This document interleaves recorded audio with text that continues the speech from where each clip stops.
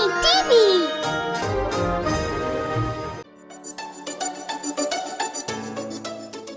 एक गांव में राम अवतार और उसकी पत्नी रेखा रहा करते थे और उनके साथ उनका घोड़ा मोती रहता था। राम अवतार अपनी पत्नी रेखा के साथ अपने खेत में काम करके अपना जीवन खुशी खुशी बिता रहा था। राम अवतार जब भी किसी काम से बाहर जाता तो अपने घोड़े मोती के पीठ पर बैठकर अपना काम जल्दी ही पूरा कर लेता था। एक दिन रेखा ने अपने पति से कहा, जी सुनते हो, आज मुझे पास के गांव में घूमने का बड़ा मन कर रहा है और खेतों पर ज्यादा काम भी नहीं है, तो क्या आप मुझे ले चलोगे? अरे भाग्यवान, अगर तुम्हारी इच्छा है तो शाम को अपने मोती के साथ जरूर चलेंगे। शाम होते ही राम अवतार और रेखा मोती के पीठ पर बैठकर घूमने चले गए। कुछ दूर चलते ही पहला गांव आया जहां चौपाल पर कुछ लोग बैठे हुए थे। राम अवतार और रेखा को घोड़े पे बैठे देखकर बोले, अरे ये कैसे लोग हैं जो एक अबोल पशु पर दोनों बैठकर उसको तकलीफ दे रहे हैं। यह देखकर रेखा बोली, जी सुनते हो, लोग बातें करते हैं, मुझे अच्छा नहीं लग रहा। अरे भाग्यवान, लोग तो बात करेंगे ही, हमें उनकी बातों पर ध्यान नहीं देना चाहिए। परंतु रेखा नहीं मानी और रेखा की जिद को देखकर राम अवतार घोड़े से उतरकर सिर्फ रेखा को बिठाकर चलने लगा।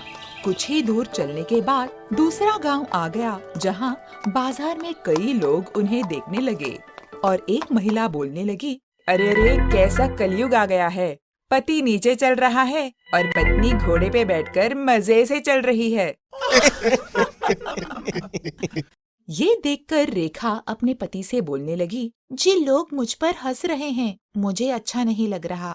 भाग्यवान, लोगों की बात पर ध्यान मत दो। पर रेखा की जिद के आगे राम अवतार की एक न चली और रेखा घोड़े से उतर गई और राम अवतार को बिठा दिया और आगे चलने लगे। कुछ दूर चलते ही एक और गांव आ गया जहां मंदिर के आगे कई लोग बैठे हुए थे। उनमें से एक बुजुर्ग बोले, अरे कैसा निर्लज व्यक्ति है, अपनी पत्नी को नीचे चला रहा है और खुद घोड़े पर बैठे हैं। वाह रे मर्द।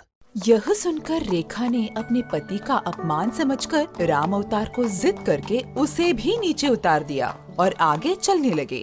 अरे कैसे मूर्ख व्यक्ति हैं, घोड़ा होते हुए नीचे चल रहे हैं।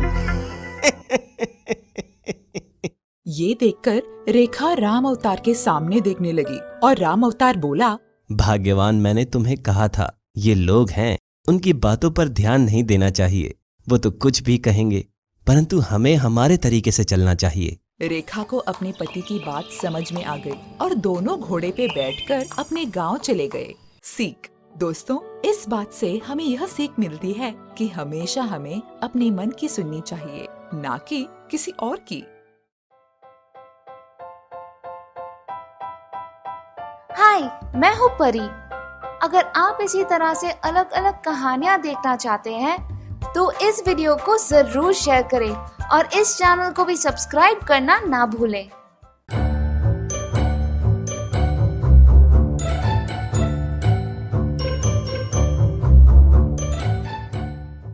आम ले लो, पक्का मीठे पौष्टिक आम ले लो। यह सुशीला है जो कई बरसों से रामपुर गांव में आम की ठेली लेकर अपना गुजर बसर कर रही है। इसके आम बहुत ही स्वादिष्ट और पौष्टिक होते हैं क्योंकि वो प्राकृतिक तरह से उसे पकाती है। मौसी आम ले लो, मीठे स्वादिष्ट आम। ला सुशीला, 1 किलो आम तोल दे। भाई रामलाल, कितने आम तोलूं? सिर्फ 1 किलो। लेकिन सुशीला बहन, शायद कल मुझे ज्यादा आम की जरूरत पड़ेगी। क्यों रामलाल भाई, कोई दावत है क्या? नहीं बहन, गर्मी की छुट्टी में मेरी बहन और उनके बच्चे आ रहे हैं। अच्छी बात, कल मैं आपको दे दूंगी। आम ले लो, आम। अगले गांव पहुंचते ही सुशीला के ठेले पर कई पुरुष व महिला आम लेने के लिए पहुंच जाते हैं और वो सभी को तोल तोल कर देने लगती है और उस दिन सारे आम खलास हो जाते हैं। ये देखकर सुशीला बहुत खुश हो जाती है।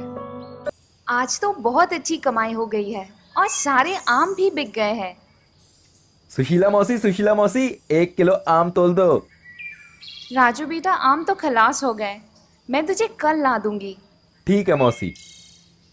सुशीला खुशी खुशी अपने घर जाती है और पैसे गिनने लगती है और कहती है, आज बहुत अच्छी कमाई हुई है, लेकिन आज मेरे कुछ ग्राहक बिना आम लिए वापस चले गए। ये मुझे अच्छा नहीं लगा।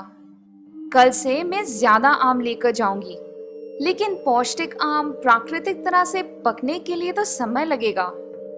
चलो कोई बात नहीं, मैं केमिकल डालकर पका लूंगी। और उसने केमिकल डालकर आम पका लिए और दूसरे दिन वो बेचने निकल गई।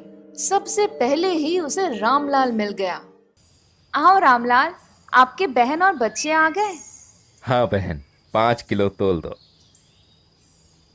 आ राजू बेटा आ, कल तुझे आम नहीं मिले थे ना, आज ले जा।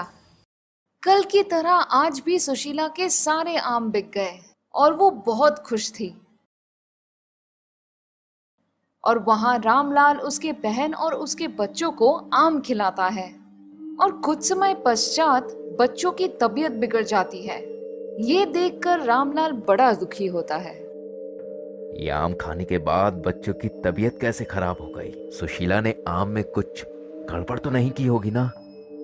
ये सोचकर रामलाल सुशीला के घर पहुंच गया। वहां सुशीला आम को केमिकल से पका रही थी। ये देखकर रामलाल बोला, सुशीला बहन, ये क्या कर रही हो? हम तो तुम्हारे आम प्राकृतिक तरीके से पका हुआ समझकर खाते हैं और तुम केमिकल डालकर हमारी तबीयत के साथ खिलवाड़ कर रही हो। मैं ये बात सभी को बता दूंगा। ये देखकर सुशीला घबरा जाती है। रामलाल को समझाने लगती है, परंतु रामलाल वहां से चला जाता है और गांव के चौपाल पर सरपंच को सारी सच्चाई बता देता है। हाय, ये मैंने क्या किया? चंद पैसों की लालच के लिए लोगों की तबीयत खराब कर दी।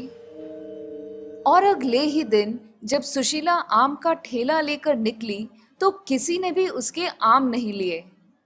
भाई आम ले लो। नहीं नहीं, तुम्हारे आम केमिकल से पके होते हैं, हमें नहीं चाहिए।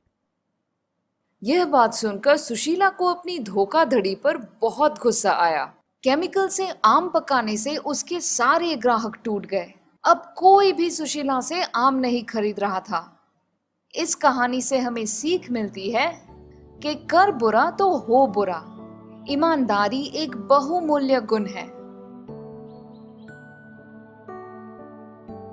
हाय, मैं हूँ परी। अगर आप इसी तरह से अलग अलग कहानियाँ देखना चाहते हैं तो इस वीडियो को जरूर शेयर करें और इस चैनल को भी सब्सक्राइब करना ना भूलें।